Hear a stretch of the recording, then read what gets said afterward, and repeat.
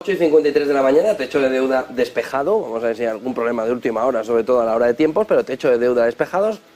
Momento de mirar medio y largo plazo. Buen momento para mirar medio y largo plazo. Juan Fierro, director para Iberia en Janus Henderson, bienvenido. Muchas gracias, muy buenos días. Nos acompaña también Lucía Gutiérrez Mellado, directora de estrategia de JP Morgan Asset Management. Bienvenida. Hola, buenos días a todos. Óscar Esteban, director de ventas para España y Portugal de Fidelity. Óscar, bienvenido. Muchas gracias, buenos días. Y también nos acompaña Irache Oria, directora de inversiones de Gestifonsa. Irache, bienvenida, buenos días. Buenos días a todos. ¿Cómo veis la fotografía? Techo de deuda despejado, hay que centrar el tiro ya en inflación, bancos centrales, Lucía. Bueno, yo creo que el techo de deuda era uno de los riesgos más grandes que veíamos a corto plazo. Es verdad que esto no es la primera vez que lo vivimos, ya hemos vivido otras veces en el que siempre en el último momento se ha llegado a un acuerdo. Yo creo que las buenas noticias es ese acuerdo. Luego veremos en más detalle o analizaremos los próximos días cuáles son los términos a los que pero yo creo que lo más importante, como tú decías, es haber llegado a ese acuerdo porque no sabemos las implicaciones que hubiera tenido el no haber llegado a este acuerdo. Y claramente, bueno, pues ahora nos volveremos a centrar en qué pasa con los bancos centrales, la inflación y el impacto que eso puede tener o no en el crecimiento. Juan.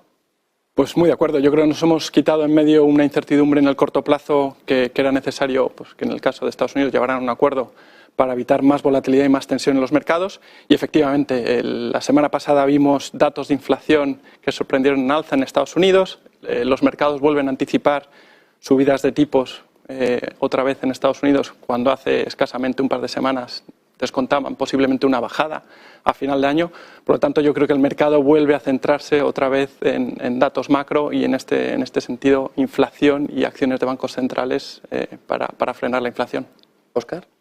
Sí, efectivamente, yo creo que, pero nunca se ha ido, ¿no? Yo creo que los bancos centrales y su actuación con respecto a la inflación es el tema candente para este año, ¿no? Descontados otros temas que tenemos ahí pendientes, el tema de la inflación es lo que nos va a centrar y lo sigue centrando los mercados, los bancos centrales y la economía en general. Y la verdad es que los últimos datos pues hacen como un pequeño cambio de tercio, ¿no? En un momento determinado a lo que estaban descontando los mercados. Pero realmente si somos conscientes y vemos un poquito los análisis y los datos, creemos que ya estamos llegando al techo de esos tipos de subida de tipos. Irache. Yo creo que hay que fijarnos un poco en lo que ha hecho el mercado y es cierto que el mercado en esta ocasión no le ha dado excesiva relevancia al tema del techo de deuda, es decir, no ha habido un descuento de una situación de riesgo, salvo en los activos de muy, muy corto plazo, como puede ser el CDS americano o las letras a un mes, ¿no? Entonces, hemos de decir que esta vez el mercado por lo menos ha tenido razón, no siempre ocurre, y sin embargo es lo que sí que sigue descontando y sigue muy centrado en los problemas de desaceleración económica e inflación. Eso es una constante que la vamos a tener este año y probablemente el año que viene. Es decir, yo creo que eso es un tema estructural, así como otros cambios estratégicos que se están produciendo a nivel de las empresas y que es donde está más centrado ahora mismo pues en los bancos centrales y en los datos que tenemos esta semana, que tenemos inflación en la zona euro y tenemos PMIs también de China, que pues no está tan fuerte como a todos nos gustaría, ¿no? Y esto preocupa.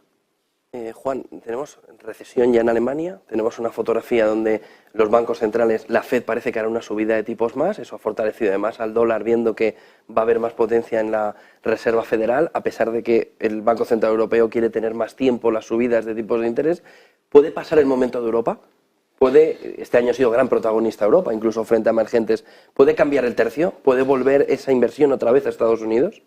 Yo creo que Europa todavía sigue jugando un papel importante en este ciclo y sí que es cierto que en el caso de los bancos centrales, en el caso del Banco Central Europeo viene por detrás en cuanto a subidas de tipos y lo comentábamos, yo creo que todavía quedan 1 o 2 subidas o incluso 3 subidas por el lado de Europa y es cierto que el gran motor industrial de Europa, en este caso Alemania, ha entrado en recesión técnica, pero buena parte de las previsiones y de los analistas se anticipan que posiblemente el segundo trimestre tenga un crecimiento básicamente neutro o cero y la segunda mitad de año mejoren las perspectivas, pues un poco vinculado a la mejora en Asia.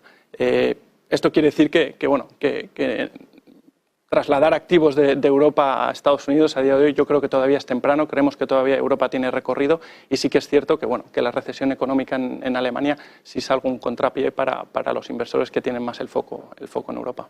¿Irache? Nosotros sí que creemos que es momento de empezarle a dar un poco más de peso a Estados Unidos, es decir, por ciclo económico Estados Unidos siempre va por delante y ellos ya están, por lo menos, aunque no sea el último, tocando techo en el ciclo de subidas de tipos y creemos que también por composición de los sectorial de los índices tienen unas posibilidades de empezar a descontar crecimientos futuros que en Europa lo tenemos todavía más lastrado, ¿no? Europa es un mercado mucho más industrial, es el problema que ahora mismo está teniendo Alemania, con un tejido empresarial muy industrial, y sin embargo en Estados Unidos pues creemos que, como digo, pues han tocado techo en subidas de tipos y tienen una fortaleza del mercado laboral que todavía no se ha venido atrás, que algo tendrá que desacelerar indudablemente, pero creemos que eso va a mantener el consumo y que les va a hacer salir más rápidamente de este parón en el crecimiento económico que no en Europa, que vemos más problemas en cuanto a actividad. Óscar, ¿aguanta la economía europea tantas subidas de tipos de interés del Banco Central Europeo? Pues desde nuestro punto de vista no las aguanta tan bien como en un momento determinado en Estados Unidos. Es verdad que todavía vivimos los coletazos de la salida del COVID-19, de la reapertura de China, que es lo que le ha dado el impulso a Europa este inicio de año, sobre todo en los mercados bursátiles, pero desde nuestro punto de vista quien más va a sufrir unas subidas de tipos de interés tan agresivas como hemos visto es Europa, más que Estados Unidos si cabe. Por eso nosotros, desde nuestro punto de vista, el Banco Central Europeo debería dejar de subir tipos de interés en un momento determinado y monitorizar mucho cuál va a ser el crecimiento de aquí en adelante, porque el principal motor de Europa, que es Alemania, ya te está dando una señal de alerta que deberías mirar de forma más concisa. Bueno, empieza a ser un problema hasta inflacionario, ¿no? Correcto, sí, en un momento determinado sí. Por eso nosotros el foco, hablabas antes de Estados Unidos, desde Europa a Estados Unidos, nosotros creemos que el sitio donde hay que estar y mayor crecimiento vas a tener es en Asia, ¿no? Asia, que ha hecho que Europa se haya visto beneficiada en este inicio de año, no tanto Estados Unidos, y realmente lo que va a crecer este año va a ser Asia, y es ahí donde nosotros estamos poniendo el foco. Lucía. Bueno, nosotros sí que pensamos que a Europa le quedan un par de subidas más, porque los datos de inflación, veremos a ver qué pasa esta semana, pero la realidad, aunque han ido bajando de forma gradual, siguen todavía muy por encima del objetivo del Banco Central Europeo.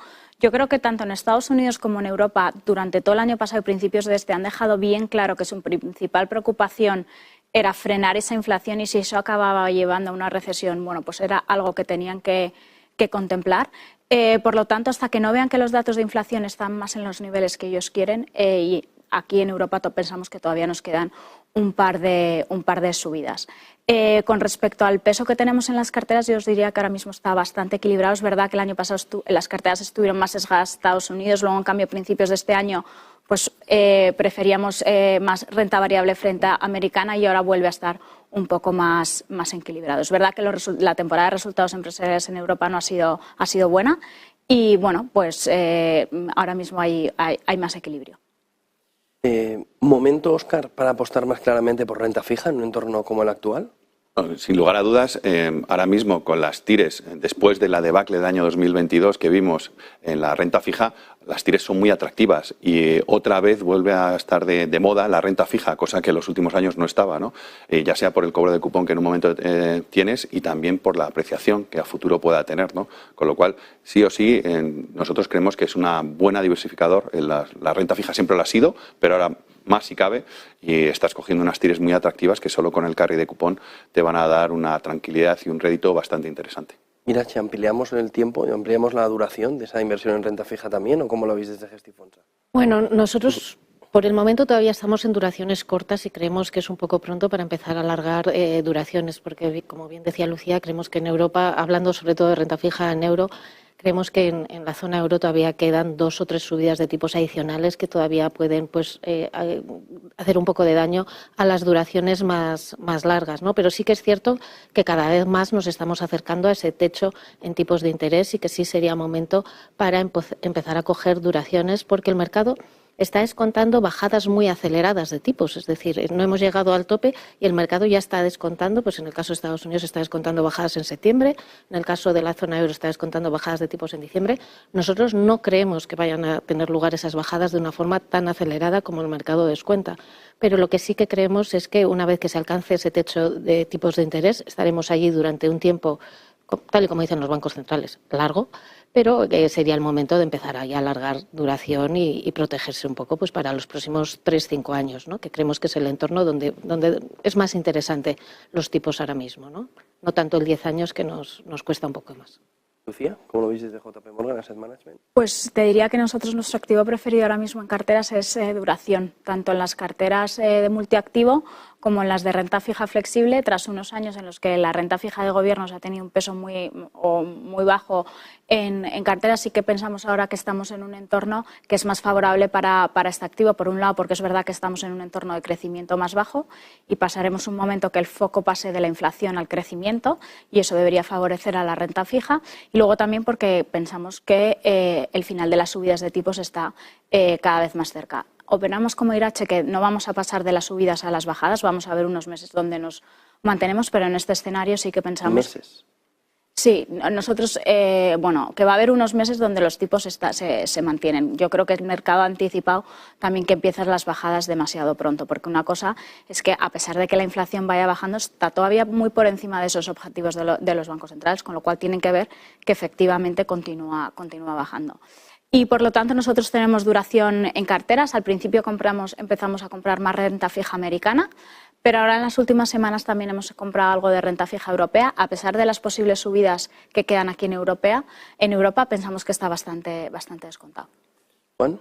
Pues muy de acuerdo, desde Janus Henderson igual. Hemos prácticamente a lo largo de los últimos meses hemos ido equilibrando las carteras y acercando en cuanto a duración a nuestros índices de referencia, y de aquí a los próximos meses pues añadiendo duración en función de la volatilidad que veamos, en función de lo que el mercado descuente en cuanto a una o dos subidas. Aprovechar estos momentos para seguir añadiendo duración a las carteras. Y luego dentro de la renta fija es un universo muy amplio. Por ejemplo, el lado de alto rendimiento, high yield, es un área que a día de hoy evitamos. Es verdad que los cupones, las TIRES son muy atractivas, pero creemos que los diferenciales, en cuanto a diferenciales de crédito, el riesgo todavía no compensa esa desaceleración económica o posible recesión que podamos ver en determinados mercados. Por lo tanto, sí a la duración y en la parte de crédito, sobre todo calidad alta, investment grade.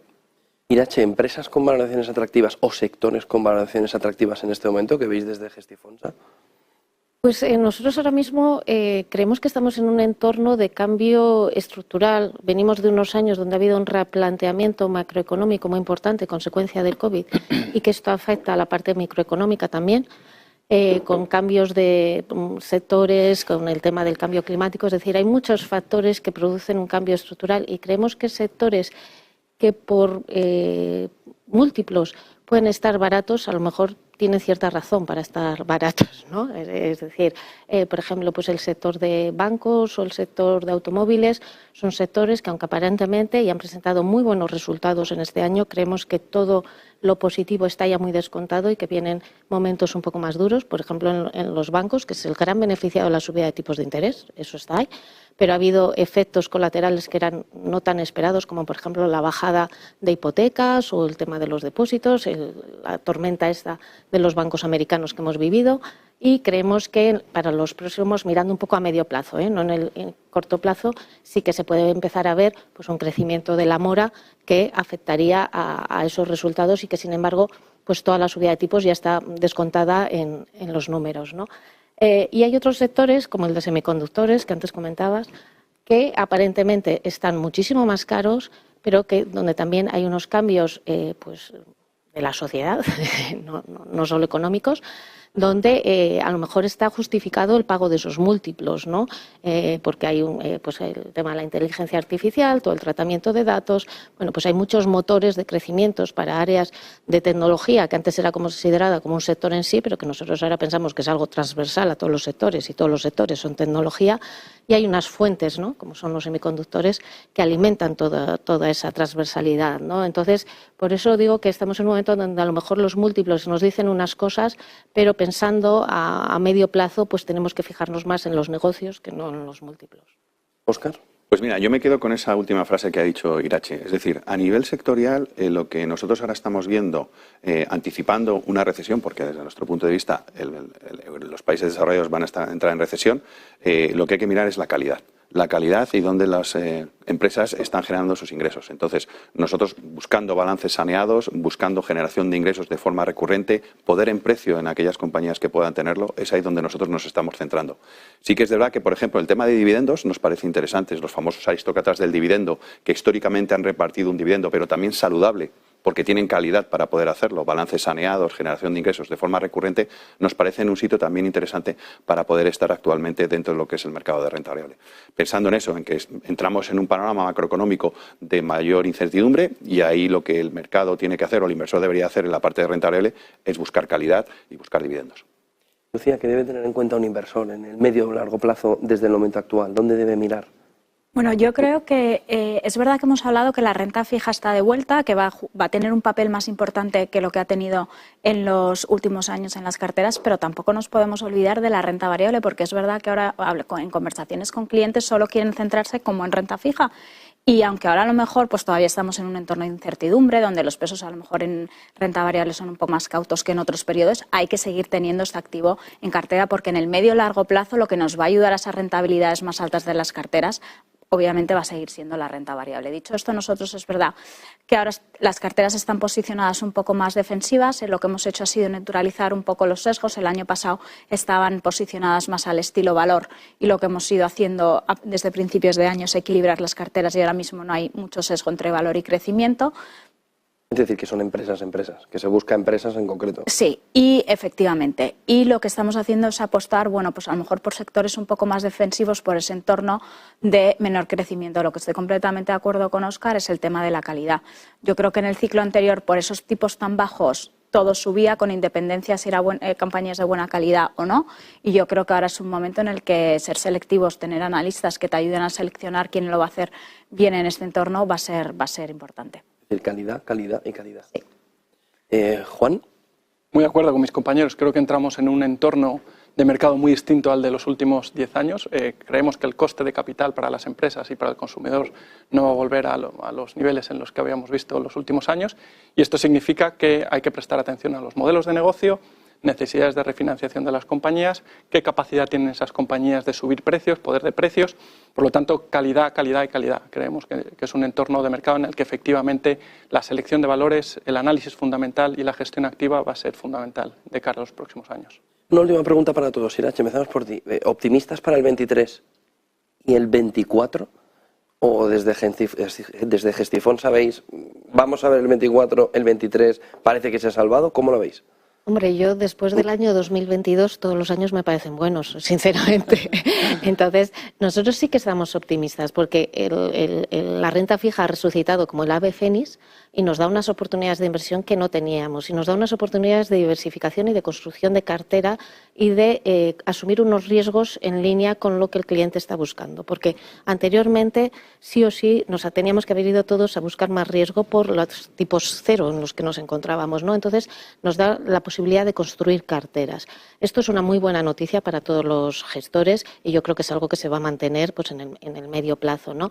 Y luego también hay que decir que por la parte de renta variable los resultados empresariales están mostrando una resistencia y una fortaleza que viene dada por el trabajo bien hecho que han hecho las compañías, ¿no? De optimización de costes, de mejora de márgenes, y todo eso todavía está ahí, con lo cual creemos que hay que ser muy selectivo. Eso sí, no todo vale, volvemos a la calidad, hay que ir compañía a compañía y construyendo carteras con sentido y teniendo en cuenta pues, que estamos en un entorno de desaceleración económica, lógicamente. Pero esto ya lo hemos vivido.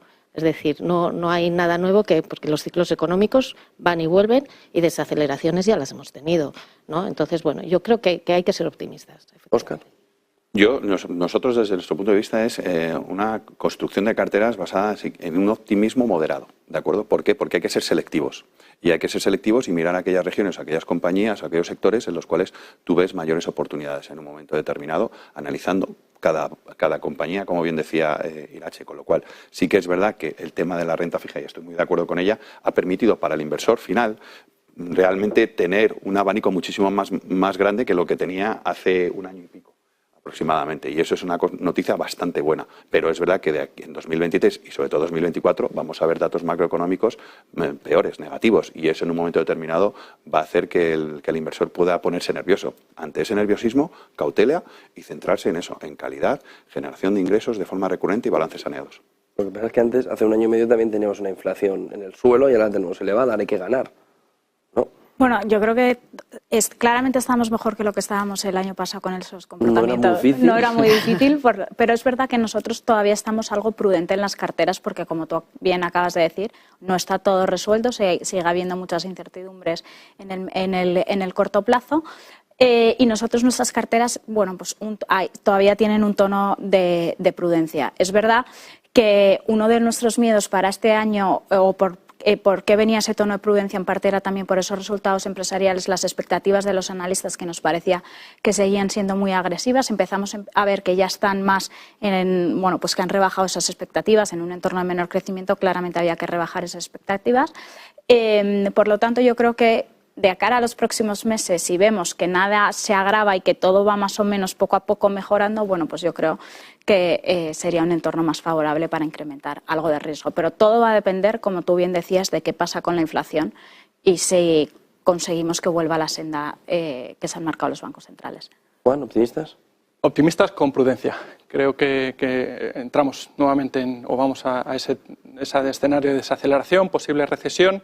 Es verdad que muchas empresas han hecho los deberes en el 2020, sobre todo en la segunda mitad, y 2021 de refinanciarse y extender la deuda en el tiempo al 2024, 2025, pero en los próximos trimestres, posiblemente principios del 2024, empezaremos a ver más compañías acudir al mercado a refinanciar esa deuda que les empieza a vencer en el 2024-2025. Ahí es donde nos preocupa un poquito más porque en tipos de interés más altos, las necesidades de refinanciación, evidentemente el coste de capital va a seguir aumentando para las empresas. Y en un entorno de desaceleración económica, menor demanda, nuevamente tener calidad en la cartera va a ser fundamental a la hora de tener esas compañías que van a poder afrontar ese escenario de refinanciación y sostener la demanda en la medida de lo posible. Pues muchísimas gracias a los cuatro, Juan, Lucía, Óscar, Irache, gracias por acompañarnos. Buena semana, buen negocio. Muchas gracias. Hasta luego. 9:15 de la mañana abre el mercado o abierto el mercado esos primeros 15 minutos en positivo, no con mucha fuerza, pero en positivo. Pequeña pausa y entramos en todo el detalle de cómo se está comportando la renta variable europea.